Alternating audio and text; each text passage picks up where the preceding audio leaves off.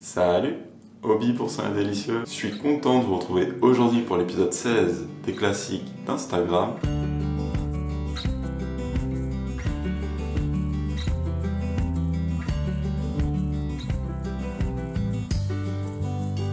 Les amis, aujourd'hui on va préparer une tuerie. C'est un cake rustique au sarrasin et au chocolat de Mayalène du compte Instagram A Living Girl. Au passage, je vous invite à la follow sur Insta si ce n'est déjà le cas. Son compte c'est une vraie merveille. Sur ce, j'enfile mon plus beau tablier et je vous retrouve derrière les fourneaux. Alors c'est parti pour la recette. Première étape avant de préparer notre pâte, c'est de préchauffer notre four à 180 degrés Celsius. Voilà, une fois que ça c'est fait, on prend un saladier et dedans on va venir y mettre 200 g de compote de pommes.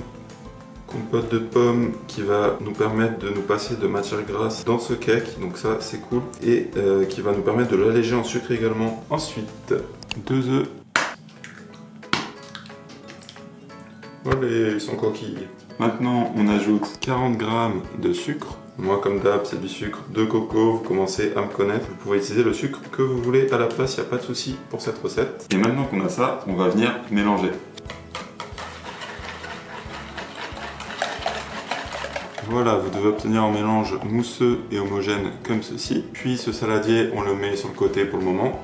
On en prend un deuxième. Et dedans, on va venir verser 180 g de farine de sarrasin. Farine de sarrasin, également appelée farine de blé noir. En supermarché, vous pouvez la trouver sous cette appellation. Pourtant, ce n'est absolument pas du blé. Le sarrasin, c'est une pseudo-céréale comme le quinoa. Donc ce n'est pas vraiment une céréale au sens botanique du terme. Et c'est naturellement sans gluten. Donc voilà, c'est un cake sans gluten. Je sais que c'est un intérêt certain. Et le goût du sarrasin avec le chocolat. Vous m'en direz des nouvelles, mais dans ce cake rustique, ça donne un truc que je trouve super bon. C'est original en plus. À notre farine, on va venir ajouter un demi-sachet de poudre à lever. Hop, donc la moitié du sachet, qui correspond à 5 ou 6 grammes.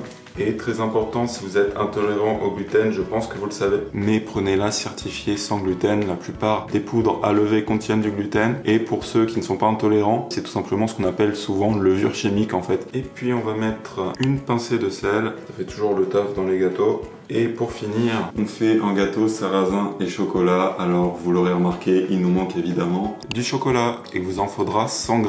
Et pour le chocolat, je vous invite à, comme ici en fait, prendre du chocolat en tablette. Ici c'est du chocolat à pâtisser que vous allez venir découper tout simplement en pépites. Ça aura beaucoup plus de goût, surtout pour ce cake, que des pépites déjà faites. Ouais, parce que ça donnera des vrais morceaux, donc des chunks en fait de chocolat que vous découpez. Alors vous pouvez faire des morceaux grossiers. Franchement, dans cette recette, c'est bien d'avoir des gros morceaux. Et voilà, donc en gros ça nous fait des chunks comme ceci. Ça va être nickel dans ce gâteau. Et ça, vous les ajoutez tout simplement avec les poudres.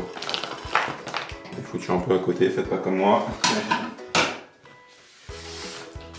Une fois qu'on a tout ça, on va mélanger ensemble très rapidement, juste 2 secondes en fait. Et les poudres, on va tout simplement les ajouter à notre saladier qui contient les liquides. Et on arrive quasiment à la fin de la recette. Vous voyez, c'était super facile. Et maintenant qu'on a ça, il ne reste plus qu'à mélanger une dernière fois jusqu'à obtenir une pâte homogène. Et voilà, donc on doit obtenir ceci. Vous pouvez voir que la pâte est quand même relativement visqueuse, assez compacte entre guillemets quoi. C'est pas une pâte liquide, c'est exactement ce que vous voulez, il n'y a pas de souci. Et maintenant qu'on a ça, ce qu'on fait c'est qu'on prend un moule à cake, voilà comme ceci. Alors pensez comme moi à le huiler et à le fariner si nécessaire. Donc si nécessaire en gros, sauf si c'est un moule en silicone c'est nécessaire, sinon ça va accrocher. Et moi j'ai utilisé un fond d'huile d'olive, j'ai essuyé avec un papier de sopalin et de la farine de sarrasin pour rester dans le thème. Vous pouvez vraiment utiliser la farine de votre choix pour mouler, c'est juste en fait pour que le gâteau n'accroche pas. Et dedans, on va venir verser notre pâte. On égalise la pâte dans le moule. Et voilà, regardez-moi cette merveille. Et une fois qu'on a ça, ça part au four pour 35 minutes de cuisson. Yosh. Et voilà les amis, notre gâteau est au four. Du coup, je retrouve une fois qu'il est cuit. Regardez les amis, notre merveille, il est là. Une fois que vous avez ça, ce que vous faites, c'est que vous le laissez tiédir pour ne pas vous brûler. Et puis, vous le démoulez. Délicatement. Hop. Et on le place sur une grille. Et voilà le bijou. Et puis maintenant qu'il est sur une grille, vous le laissez refroidir avant de déguster.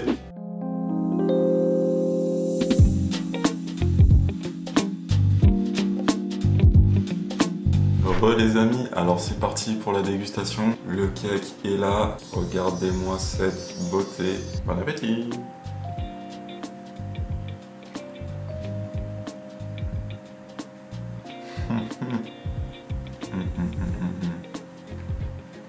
Trop bon. Non. Pour ceux qui ne connaîtraient pas l'association chocolat sarrasin, je vous invite vraiment à essayer parce que ça va très bien ensemble. Alors certes, la farine de sarrasin c'est beaucoup plus fort que la farine de blé, mais du coup ça permet de faire des cakes comme ça, même en sucré. Bah super bon en fait, des trucs super étonnants. Ma mère le kiffe aussi celui-là. Enfin bref, Mayalène, j'espère déjà que je prononce bien ton prénom et surtout ta recette elle est archi validée. Je vous laisse son Instagram, c'est A Living Girl. Je vous invite à aller la follow bien évidemment parce qu'elle propose plein de recettes comme ça, à la fois saines et bonnes. J'ai du chocolat sur les doigts. En tout cas, si la vidéo d'aujourd'hui vous a plu, je vous invite à lui laisser un pouce en l'air. Ça vous prend 2 secondes, mais ça m'aide énormément. Alors vraiment, merci à tous ceux qui prendront le temps de le faire. Pour ne pas manquer les prochaines recettes en vidéo, vous pouvez vous abonner à cette chaîne YouTube et surtout activer les notifications en cliquant sur la petite cloche. Comme ça, vous serez prévenu lorsque la prochaine vidéo sort. Sur ce, je vous dis à la prochaine. D'ici là, prenez soin de vous et je vous fais des bisous.